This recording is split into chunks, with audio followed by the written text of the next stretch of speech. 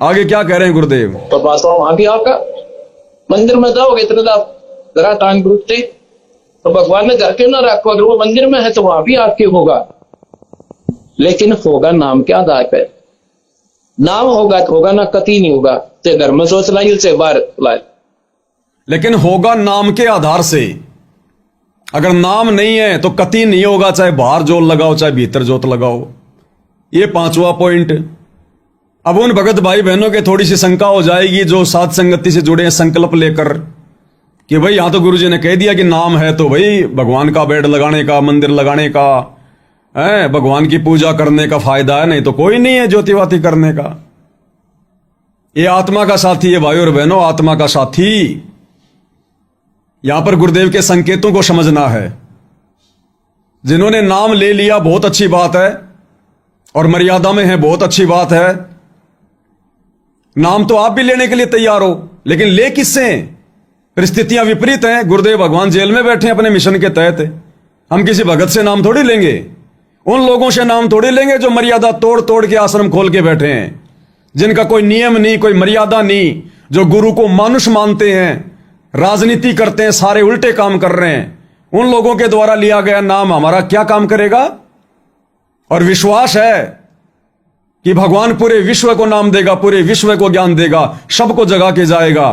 तो इतना भी विश्वास होना चाहिए सबरी की तरह, जैसे सबरी ने रामचंद्र का इंतजार किया, हमने भी अपने गुरुदेव भगवान का विश्वास के साथ इंतजार करना चाहिए कि परमेश्वर आएंगे, जेल से बाहर भी आएंगे, दीक्षा भी देंगे। तो लेना तो सभी नाम चाहते हैं लेकिन नहीं ले पा रहे, मजबूरी है।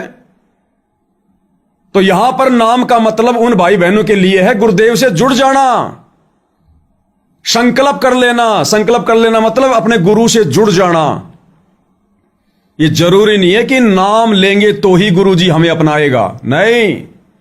ये अध्यात्म है, ये रियल परमात्मा है, आत्मा से परमात्मा का संबंध है। नाम तो केवल एक बहाना है। दास पहले भी कह चुका कि नाम तो केवल एक खिलौना है, खिलौना आपस में जोड़ने का। जैसे रोते हुए बच्चे को खिलौना दे दिया जाता है, झुनझुना, वो खुश हो जाता है। नाम केवल एक खिलौना है आत्मा और परमात्मा को जोड़ने का, अन्यथा यह तो आत्मा का साथी है। आपकी यह शंका भी दूर कर देते हैं भाई और बहनों, क्योंकि मालिक साथ संगति में बैठाते तो पूरा समाधान देके बैठाते हैं ना। एक छोटा सा सत्संग सभी भाई बहनों ने सुना होगा, जिसमें गुरुदेव भगवान ने एक बार अपने मुख कमल से जिक्र किया। और भगवान अपने मुख कमल से कोई सत्संग बता दे, कोई बात बता दे, वो कति झूठ नहीं हो सकती। साध वचन पलटे नहीं, पलट जाए ब्रह्मांड। गुरुदेव ने एक सत्संग में जिक्र किया कि एक बुड्ढी अपने दोहितों को लेकर आश्रम में आती है और उसने बताया, सारी कहानी बताई कि जी मेरा दोहिता छोटा सा था, 2-2.5 साल का, 3 साल का। मैंने तो नाम ले रखा था, लेकिन इसके मम्मी पापा ने नाम नहीं ले रखा। वो केवल आपके सत्संग सुनते थे। और ये बच्चा खेलते खेलते, माता, उसका पिता तो कहीं बाहर कोई अपनी नौकरी पे चला गया और इसकी मां अपने घर पे थी, यानी उसकी बुढ़िया की बेटी। वो अपने काम धाम में बिजी थी और वो बच्चा खेलता खेलता पानी की बाल्टी के पास चला गया। बड़ी सी बाल्टी थी, छोटा सा बच्चा था। अब बच्चों की आदत होती है, नटखट होते हैं, उछल कूद करता करता वो बच्चा बाल्टी में गिर गया, पानी से भरी थी। घर वालों ने संभाला नहीं, 2 घंटे हो गए और वो बच्चा 2 घंटे बाल्टी में डूब गया। अब 2-2.5 साल का बच्चा और पानी की बाल्टी में 2 घंटे जीवित रहता है क्या? मर गया, पूरा शरीर नीला पड़ गया। 2 घंटे बाद में परिवार वालों ने संभाला तो देखा बच्चा मरा हुआ पड़ा, पूरा शरीर नीला। बच्चे को लेटा दिया, रोना धोना मच गया। शाम को बच्चे का पिता आया, उस समय मोबाइल सोबाइल नहीं थे। ये पुराने समय की बात बता रहे हैं गुरुदेव। शाम को उसका पिता अपनी नौकरी से आया और उसको पता चला, अब इकलौता बेटा। और गुरुदेव क्या कह रहे हैं कि उसने हृदय से पुकार करी थी, क्योंकि वो सत्संग सुनता था गुरु जी के। और गुरुदेव कह रहे हैं सत्संग में कि सत्संग सुनकर उसने ये हृदय से मान लिया था, हृदय से कि अगर धरती पर कहीं भगवान है तो यही है। उसके पिता ने हृदय से रोते हुए परमात्मा से अर्ज करी। किससे? सत्संग किसके सुनता था? सतगुरु रामपाल जी के। हृदय से पुकार करी कि मैंने सुना है धरती पे परमात्मा है, अगर वास्तव में धरती पे परमात्मा है तो आज मेरा बच्चा जिंदा हो जाए। गुरुदेव भगवान कह रहे हैं उसी समय वो बच्चा हिचकी लेके खड़ा हो गया जो 2 घंटे से बाल्टी में पड़ा हुआ था, पानी में मृत घोषित। उन्होंने नाम नहीं ले रखा था, ना उस बच्चे की मां ने ना उसके पिता ने, केवल सत्संग सुनते थे और हृदय से मान लिया था कि ये पूर्ण संत है। परमात्मा भी नहीं माना था, परमात्मा तो वो भी दाढ़ी मूछ वाले को मान रहे थे, लेकिन ये मान लिया था कि ये पूर्ण संत है। और कहा कि अगर धरती पर भगवान है, सुना है कि धरती पर परमात्मा है, अगर वास्तव में है तो आज मेरा बच्चा जिंदा हो जाए। गुरुदेव ने बताया 2 सेकंड में बच्चे ने हिचकी ली और तुरंत खड़ा हो गया। सुनिए गुरुदेव भगवान के मुख कमल से, फिर बताएंगे आपको नाम क्या होता है, संकल्प क्या होता है। समय जब चले अकेला, फिर रोएगा तो कि मेरा कुछ भी नहीं रहा, मेरे साथ कोई चल नहीं रहा, ये क्या बनी। और परमात्मा कहते मैं रोज बताया करता, प्रतिदिन ही सब समझाया करता, तेरा साथी कोई नहीं है, तेरा साथी मैं हूं, ये मुझे तू भूल चुका है। तेरा यहां भी जो संस्कार है बच्चों का, परिवार का, माता पिता, भाई बहन, पति पत्नी का, इसने भी मैं सेट करवाऊंगा, थोड़ा सुलझेड़ा करवाऊंगा, तुम्हारा इस संस्कार को ढंग से निमटवा दूंगा सबका जो मेरी शरण में आगे, और फिर सारा न मोक्ष कर दूंगा। अब कहते हैं कह कबीर शरण गह मेरी, वो रक्षा जल थल की। दास ने आपको एक दिन और बताया था, एक माई अपने दोते को लिए खड़ी यहां मिलने के लिए, 1.5 महीना हो गया, और वो लड़का होगा ज्यादा से ज्यादा 1 वर्ष का, 1.5 वर्ष का। वो क्या बता रही थी कि एक बड़ा बाल्टी थी, उस बाल्टी में चढ़ गया। नो मतलब बच्चा चढ़ता चढ़ता भरी थी पानी बाल्टी की, मुंह गिर गया। और हम कहीं बातें कर रहे थे, काम कर रहे थे। 4 घंटे के बाद वो बच्चा संभाला, मरिया पाया। मेरा जो दामाद और मेरी बेटी सत्संग सुना करते, आपका नाम नहीं ले रहे थे, और उसमें भक्तों के चमत्कार ऐसे ऐसी लीला सुनकर वो गदगद हो रहे थे कि भाई। तो उस दिन उसके पिता ने यह पुकार करी थी, अगर भगवान जब सब कह रहे हैं और धरती पर भगवान है तो आज मेरा बालक जिंदा हो जाए। क्या अरदास करी थी कि जब सब कह रहे हैं और अगर भगवान धरती पर है तो आज मेरा बालक जिंदा हो जाए। हृदय से प्रार्थना की थी कि अगर भगवान धरती पर है तो। और फिर आगे क्या हुआ? टक्कर मारी और 4 घंटे पानी में मुंह पर बालक दस मतलब है निवोड़ के सांस आ जाए। और काफी देर वो बाहर भी रख लिया था। जब वो उसका पिता आया, जब उसने ये पुकार करी, 2 सेकंड में बच्चे ने हिचकी ली और ऐसे आंख खुली। बोल सतगुरुदेव की जय, रामपाल जी भगवान की जय हो। फिर डॉक्टर के पास ले गए, हिसार बता रहे थे। उसके बाद वो मिले नहीं हमें। फिर वो लड़के को लेकर आ रहे थे जी, सारा परिवार ने आज नाम भी ले लिया। देखो कहते कह कबीर शरण गए मेरी। जब उन्होंने हृदय से ये मान रखा था कि संत है तो ये है, आ नहीं पा रहे थे। अब यहाँ लाने का तरीका भी उन्होंने अपनाना पड़ा। अब जैसे इस काल ने के कर रखा अपने साथ। क्लियर? नाम नहीं ले रखा था, और जो नाम नहीं लेगा वो पूरी तरह से मर्यादा में भी नहीं रह सकता। और केवल गुरु जी को संत मानता था, परमात्मा भी नहीं मानता था। और ये तीनों चीजें बहुत जरूरी होती है मानना। उसके बावजूद भी उसके हृदय की पुकार सुनी गुरुदेव ने और उसका मरा हुआ बच्चा जिंदा कर दिया। तो सत्सेवक तो भाई और बहनों गुरु को परमात्मा भी मान रहे हैं, और आश्रम में जो सार नाम और सार शब्द प्राप्त हैं उनसे ज्यादा मर्यादा निभा रहे हैं। तो क्या परमेश्वर इनकी नहीं सुनेगा? क्या इनके साथ नहीं है क्या?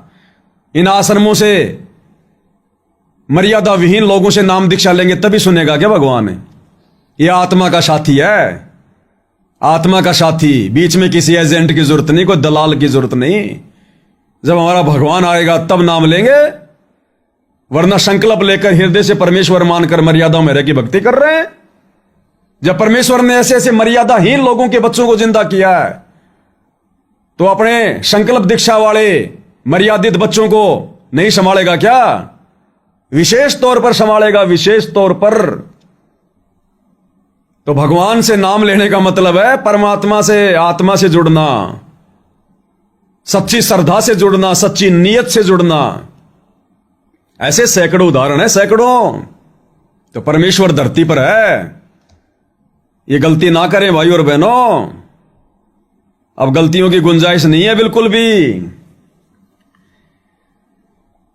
तो भाई और बहनों, सारी बात उम्मीद करूंगा भाई बहनों के समझ में आ गई होगी। हम केवल अपनी भक्ति से पार नहीं हो सकते। अपनी भक्ति तो केवल इसलिए कर रहे हैं, परमात्मा करवा रहे हैं कि सतलोक में हमने सेकंड डिवीजन में रहना है या फर्स्ट डिवीजन में रहना है। बाकी तो गुरुदेव की मेहर प्राप्त करनी पड़ेगी, लहर की मेहर, विशेष आशीर्वाद। और वो विशेष आशीर्वाद राजनीतियां करने से, परशुराम की जयंती में जाने से, कबीर जयंती मनाने से, जाटों की धर्मशाला बनवाने से, अन्नपूर्णा योजना चलाने से, जबरदस्ती लोगों के घर में राशन देने से, मकान बनाने से, गुंडों की सीबीआई जांच करवाने से, अयोध्या में जाके भंडारा लगाने से, भक्तों की मां बहन की गालियां देने से, भक्तों की पिटाई करने से, भक्तों पे मुकदमे लगवाने से, इन सब चीजों से परमात्मा नहीं मिलता। काल प्राप्ति होती है, काल प्राप्ति। तो अंत में गुरुदेव भगवान की महिमा करेंगे, क्योंकि समझदार आत्माओं को ज्यादा नहीं समझाया जाता है, उनको संकेत ही काफी होते हैं।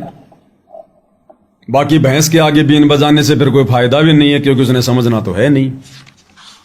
तो लास्ट में जो गुरुदेव भगवान ने पुस्तक छपवाई है, सतगुरु महिमा शब्द संग्रह, जिसमें गुरुदेव के कुछ शब्द हैं जिनको गुरुदेव ने अपने सत्संगों में अपने मुख कमल से हमें सुनाया है, उसमें से आज, क्योंकि समय ज्यादा नहीं इसलिए छोटा सा ही शब्द लेंगे परमात्मा का।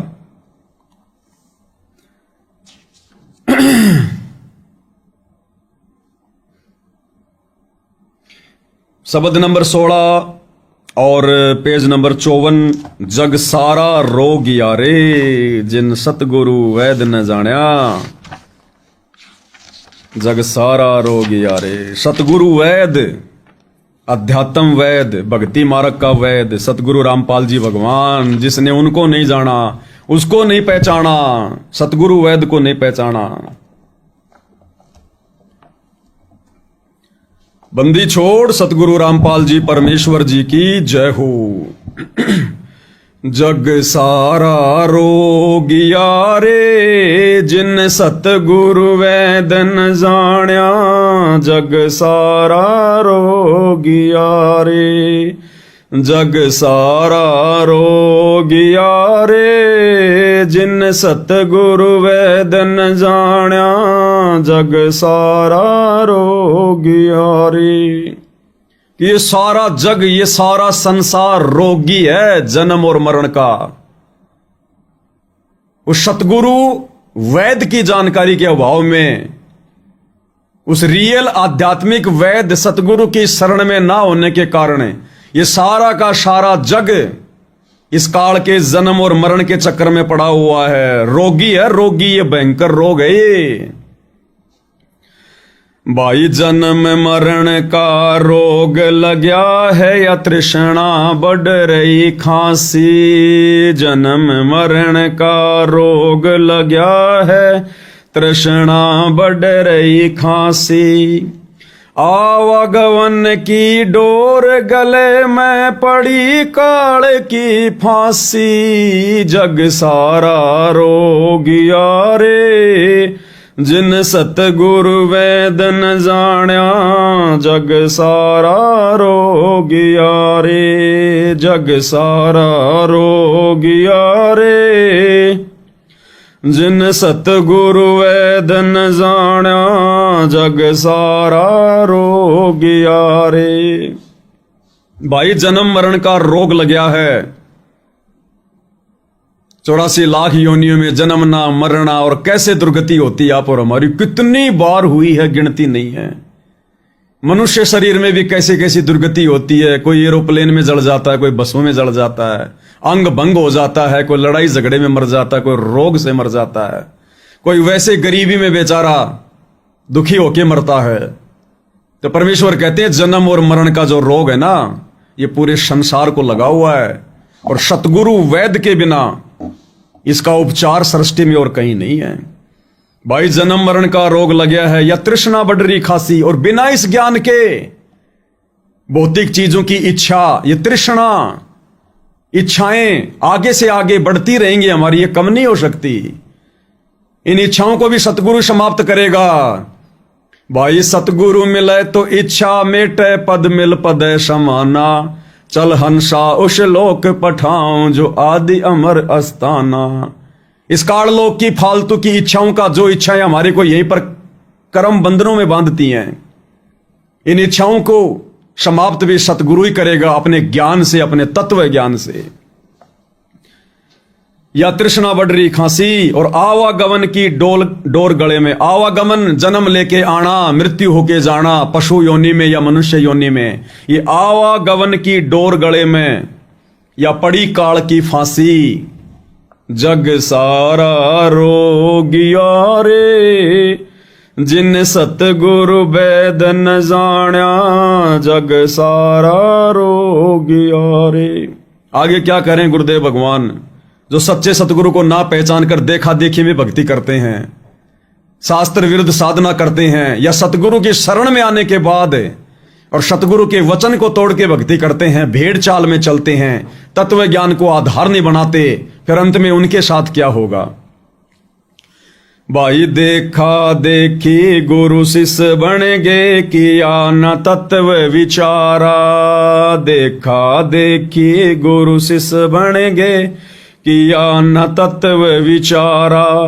गुरु शिष्य दोनों के सिर पर ये काल ठोके पंजारा। जग सारा रोगिया रे, जिन सतगुरु वेद न जाण्या। जग सारा रोगिया रे, जग सारा रोगिया रे, जिन सतगुरु वेद न जाण्या। जग सारा रोगिया रे।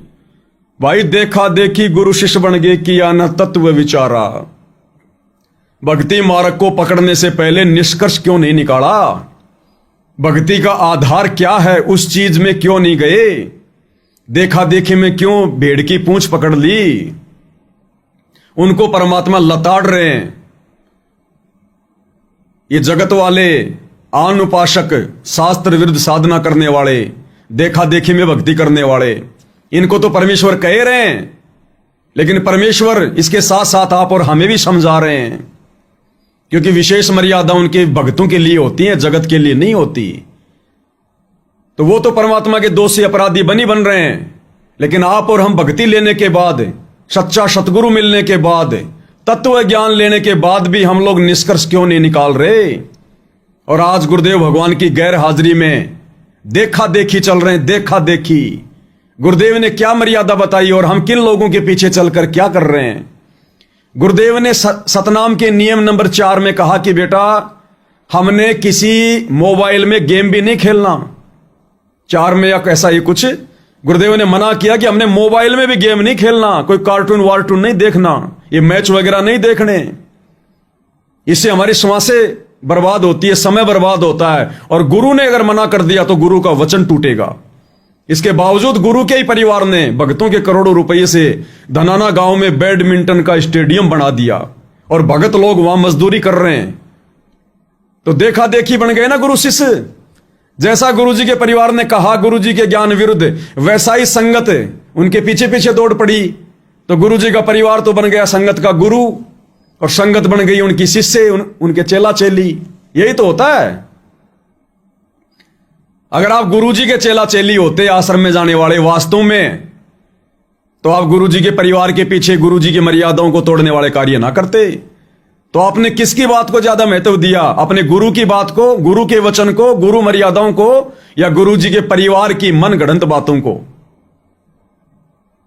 गुरु ने तो खेल भी खेलना मना किया, किसी का सहयोग भी नहीं करना, मोबाइल में भी नहीं खेलना। और तुम लाखों की संगत ने दान का पैसा दे दे के और धनाना में बैडमिंटन का स्टेडियम बनवा दिया और खुद वहां पर नौकरी कर रहे हो, बेलदारी कर रहे हो, मजदूरी कर रहे हो। ये होती है देखा देखी। तुम लोगों ने वो तत्व विचार नहीं किया न तत्व विचारा, गुरुदेव के तत्व ज्ञान पर विचार नहीं किया। भाई देखा देखी गुरु शिष्य बन गए, किया न तत्व विचारा। गुरु जी के परिवार ने कहा कि चलो जी परशुराम की जयंती में, राजनेताओं की रैली में, और तुम दौड़ लिए। तुमने गुरु के तत्व पर कहां विचार किया? तुम तो गुरु जी के परिवार के पीछे अंधे होके चल रहे हो। तो ये वाणी यहां फिट होती है संगत पे। भाई देखा देखी गुरु शिष्य बन गए, किया न तत्व विचारा। और फिर क्या होगा अंत में? गुरु शिष्य दोनों के सिर पर काल ठोके पंजारा। पंजारा यानी 5 मुंह का भाले जैसा नुकीला एक होता है हथियार। कहते हो काल के दूत फिर वो ठोकेंगे देखा देखी में चलने वालों के। जग सारा रोगिया रे, जिन सतगुरु वैदन जाना। जग सारा रोगिया रे, भाई साचा सतगुरु कोई न पूजे, झूठ्यों जगपतियासी। साचा सतगुरु कोई न पूजे, झूठ्यों जगपतियासी। अंधे की बा गई अंधे ने ये मार्ग कौन बतासी। जग सारा रोगिया रे, जिन सतगुरु वैदन जाना। जग सारा रोगिया रे, जग सारा रोगिया रे, जिन सतगुरु वैदन जाना।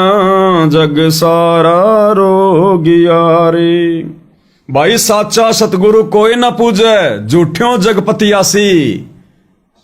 संसार के लिए भी कह रहे हैं और अपने भक्तों को भी संदेशा दे रहे हैं कि साचा सतगुरु कोई ना पूजे। अब वही बात आ गई, मुर्दों सेती प्रीत लगावे, ना जाने सतगुरु मेरे नू। उस मुर्दा कबीर की, कागज के कबीर की तो भगवान मान के पूजा कर रहे हैं। उसकी पूजा हो रही है जून के महीने में भगवान मान के।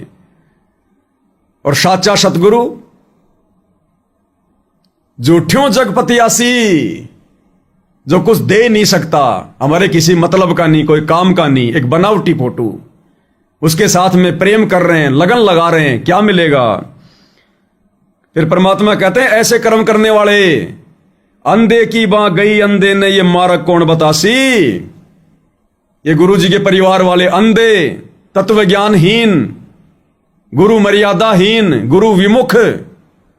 जो गुरु की मर्यादा तोड़ के भक्ति करे उसको गुरु विमुख कहते हैं, वो चाहे कितना अपने आप को भगत कहे। तो कहते फिर क्या होगा? अंधे की बात गई अंधे ने मार्ग कौन बतासी। कहां जाओगे, कहां ठिकाना होगा?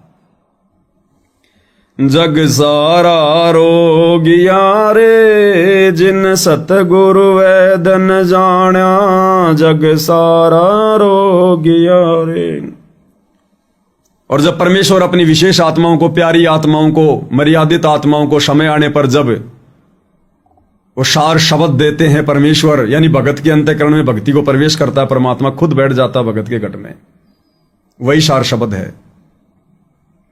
यानी गुरु भगत की भक्ति क्रियाओं से प्रसन्न होकर, अति प्रसन्न होकर जब उसे अपना मान लेता है, अपने भगत को अपने हृदय में बैठा लेता है। एक तो होता है भगत के हृदय में भगवान का बैठना, और एक होता है भगवान ने किसी भगत को अपने हृदय में जगह देना। वो होता है पूर्ण सार शब्द की प्राप्ति। यानी भगवान ने आपको अपने अंदर ही समा लिया ना। अरे भगवान ने अपने घट में बैठा लिया, मतलब अपने अंदर समा लिया। ये होती है पूर्ण सार शब्द की प्राप्ति। क्योंकि भगवान के अंदर तो सारा संसार बसा है। जाके अर्ध रूम पर शकल पसारा, ऐसा पूर्ण ब्रह्म हमारा।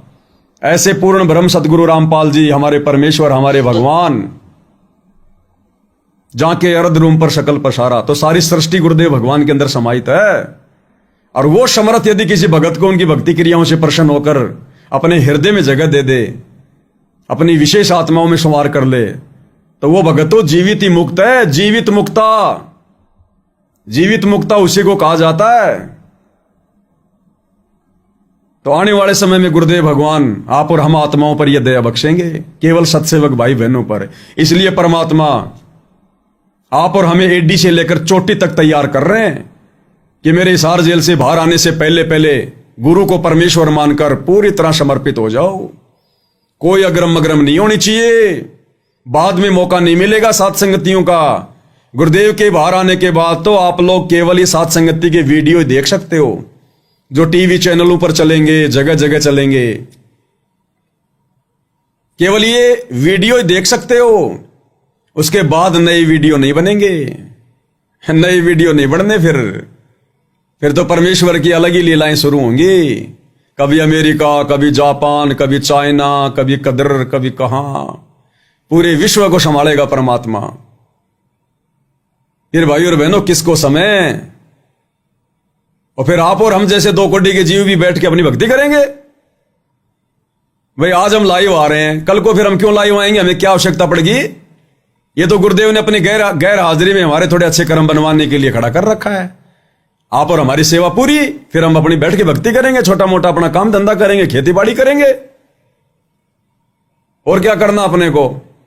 अपने को थोड़ी कोई राजनीति में पढ़ना है, कोई नेता बनना है, कोई विशेष सेवादार बनना है ना। बैठ के भक्ति करेंगे, भगवान से हाथ जोड़ लेंगे। परमात्मा वैसे तो आपकी मौज, आपकी मर्जी, आपके कुत्ते हैं, जो कहोगे वो करना पड़ेगा।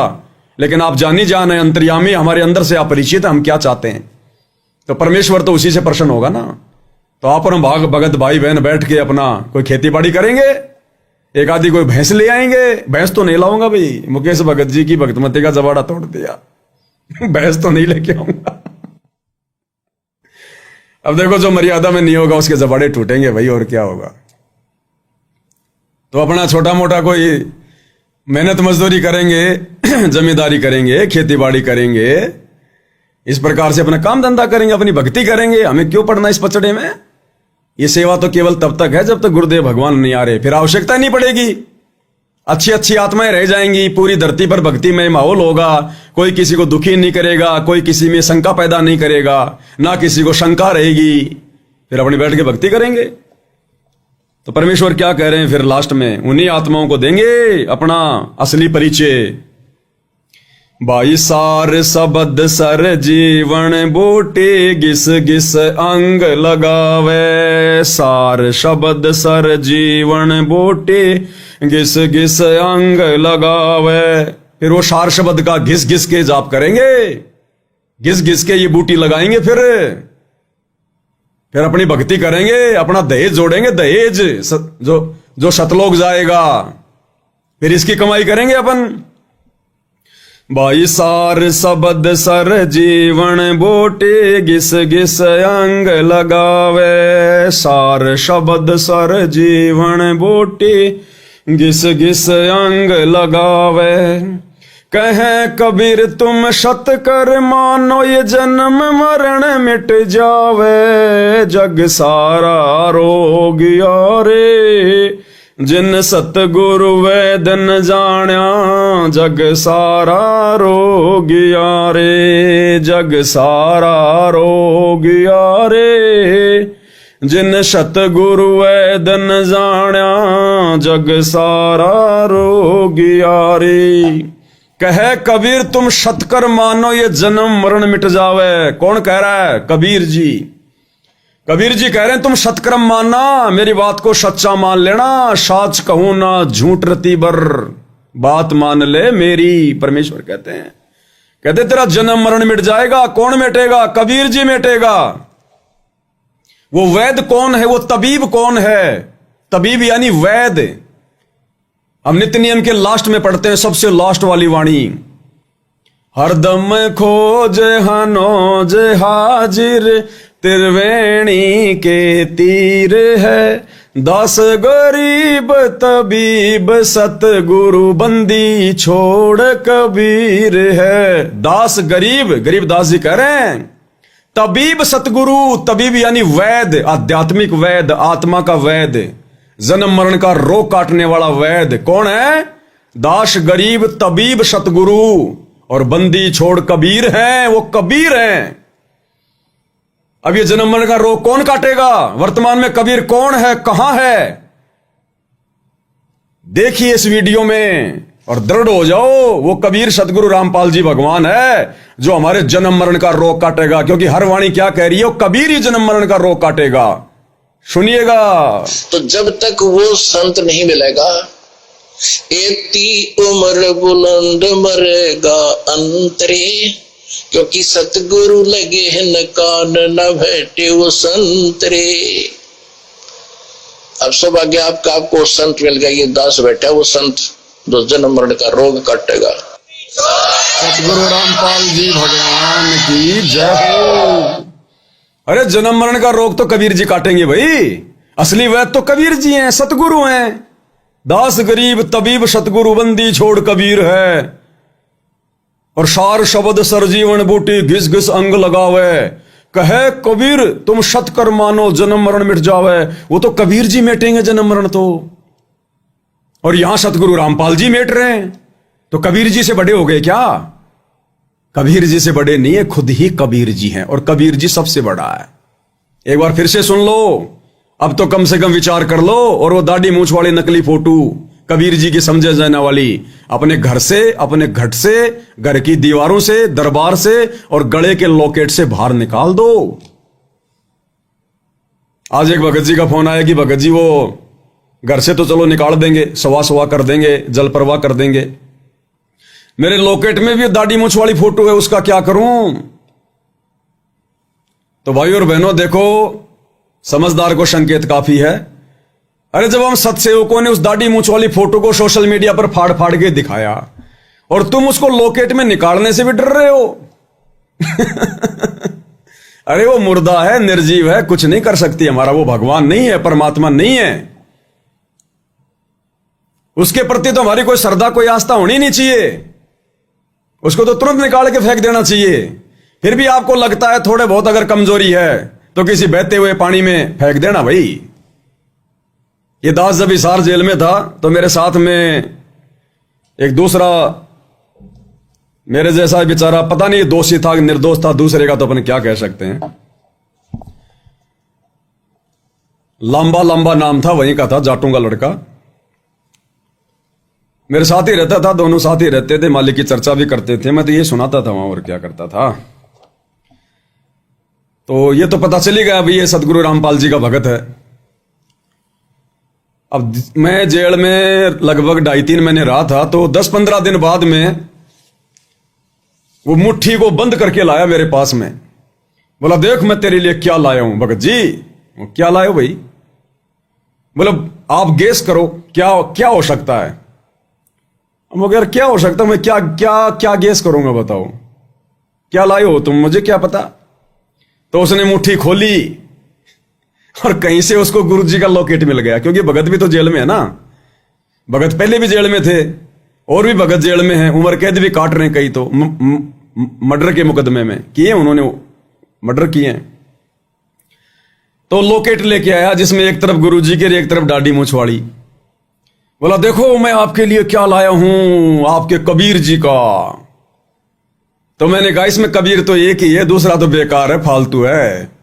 और मैंने उसी के सामने चक्कू पड़ा था वहां पर सलाद वलाद काटने के लिए, उसी के सामने मैंने वो कबीर जी वाली वो दाढ़ी मूछ वाली उसको मैंने झट से दूर कर दिया।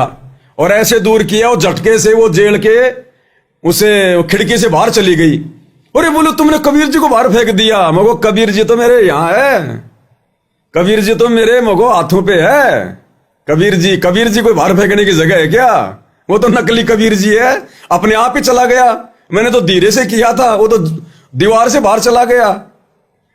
तो बोला ये क्या कारण है? मगो ये कारण समझने के लिए समय चाहिए, जेल में थोड़ी समझ में आएगी तेरे ये कारण क्या है। ये कारण जो बाहर बैठे हमारे भगत भाई बहन 20-20 साल से भक्ति कर रहे हैं, उनके समझ में नहीं आ रहा, तेरे कैसे समझ में आएगा?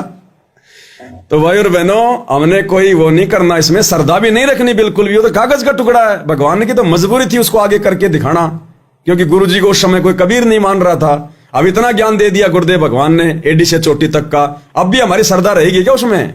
अगर जरा भी उसमें श्रद्धा रही, हमारी बात नहीं बनेगी, फिर बिल्कुल बात नहीं बनेगी। जैसे गुरुजी कहते हैं कि ये पुराने सत्संगों में कि नाम भी ले लेती थी माता बहने, और फिर किसी के कहने से वो माता भी धोख लेती थी कि कदे वो माता कोई नुकसान कर दे।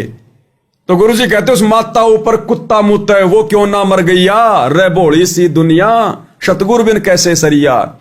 कि तू जिस माता से डर रही है उस माता पे तो कुत्ते धार लगा के जाते हैं, पेशाब कर करके जाते हो माता उन कुत्तों का टांग नहीं तोड़ सकती, और तू माता देखते हो साइड में होके चलो माता जी आ गई। तो भाई और बहनों, निर्जीव फोटो, कागज का टुकड़ा और दाढ़ी मूछ वाली कबीर की फोटो, हम उससे इतना डरेंगे कि हमारा कोई नुकसान ना हो जाए, तो फिर भक्ति क्या खाक करेंगे फिर हम? हाँ, असली कबीर, जिंदा कबीर सदगुरु रामपाल जी भगवान जब सिर पर बैठे हैं तो और किसी की क्या औकात भाई, अगर मर्यादा में रहेंगे, समर्पित रहेंगे तो। इसी को तो कहते हैं पतिव्रता पद की भक्ति। केवल एक, दूसरा कोई नहीं, चाहे भगवान भी आ जाओ। केवल एक, दूसरा कोई नहीं, चाहे भगवान क्यों ना आ जाए। सुना देता हूं आपको वो भी, यहां तो खजाना दे रखा है भगवान ने, खजाना। खुद कह रहे हैं गुरुदेव भगवान कि पतिव्रता पद की भक्ति किसे कहते हैं? केवल एक गुरु, दूसरा चाहे भगवान भी क्यों ना आ जाए। रिजेक्ट। तो भगवान कौन है? कबीर जी, दाढ़ी मूछ वाले। तो क्या कह रहे हैं गुरुदेव भगवान? ध्यान से सुनो भाई और बहनों। और जब आप पतिव्रता पद पर रह करके साधना करोगे, पतिव्रता पद का मतलब है केवल एक ही गुरु। पतिव्रता पद का मतलब क्या है? केवल एक ही गुरु, केवल एक ही गुरु से शब्द हैं भगवान के। पतिव्रता पद का मतलब क्या?